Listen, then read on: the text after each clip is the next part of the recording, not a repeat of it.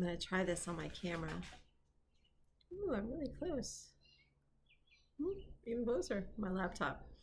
I'm just going to try it because I've been having a difficult time loading videos from my phone. My dog is here.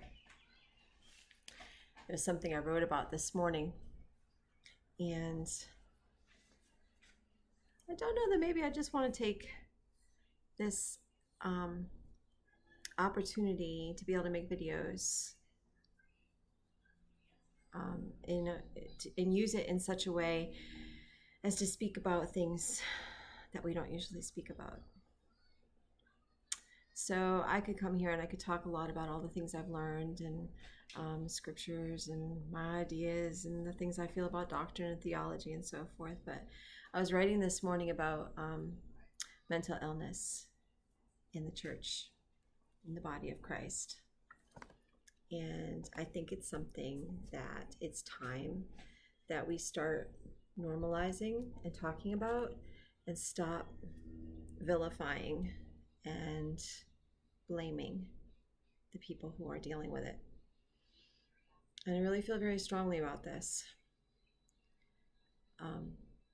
Most anybody who's watching this right now, because most of the people who are watching my videos are people who know me,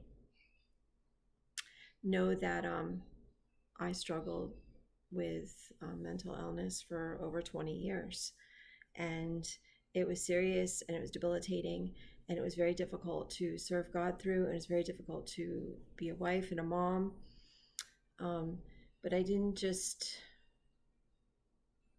there was something I said this morning that, yes, there may have been thought processes that I was in that I could have broken out of. There may have been behaviors that I was doing that weren't helping me. I'm sorry about the bouncing. And what was the other thing that, people will say to someone who says that they're dealing with depression or what have you, and they'll say, well, they may not say it out loud, but they'll think, well, if they were doing this, or if they weren't doing that, or if they were praying, or if they were reading the scriptures, or, you need to go up to the altar, you need to be anointed, or whatever else. And look, all those things may be true. Okay, they may be. But the fact is that the most important thing that we can do as the body is to care well for each other, to love each other, to walk out life with each other, to be in relationship with each other. And in those relationships, we form bonds and we love each other and we learn each other's stories. Because the thing is, mental illness, for the most part, comes from some form of brokenness. Something has happened, that makes it so that the person isn't thinking clearly, or the person isn't able to break out of habits.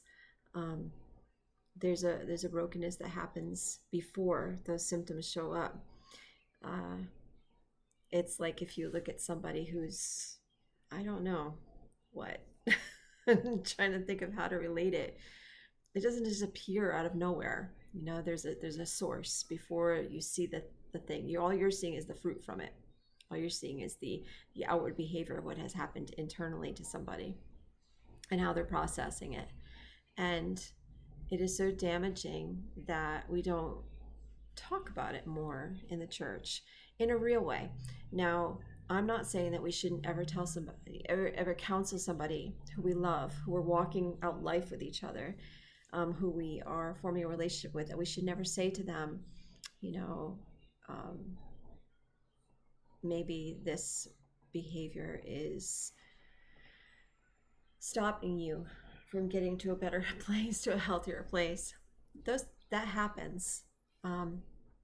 It does. That does happen in time. You're able to do that with someone. But I'm going to end this soon because I'm almost at 5 minutes. But I just want to say this before I leave. We are not coming together in order to diagnose each other and to treat each other. We're coming together to love each other. And it's really important. It's really important. That person who you're sitting next to in church, they may have said, you know what, I'm going to give this one more shot. I'm just going to go here, and then I'll let you fill in the blanks about what they may think about is going to happen afterwards. Yeah. This wasn't planned. This wasn't written out or anything else. I'm just kind of going from my heart. I started writing this morning on my post, and I just thought, Jen, maybe now's the time to use this platform for more than just preaching, but to talk about what it really feels like inside when you're dealing with it. Because I lived there for a long time, and many do. Many people who we love do, and it's okay. It's okay to talk about. It's real. Um, just like cancer or anything else, it's a real thing. Is there treatments? Yes. Is God the ultimate answer? Oh, yes. Trust me, God is the ultimate answer. But in the meantime, let's love each other.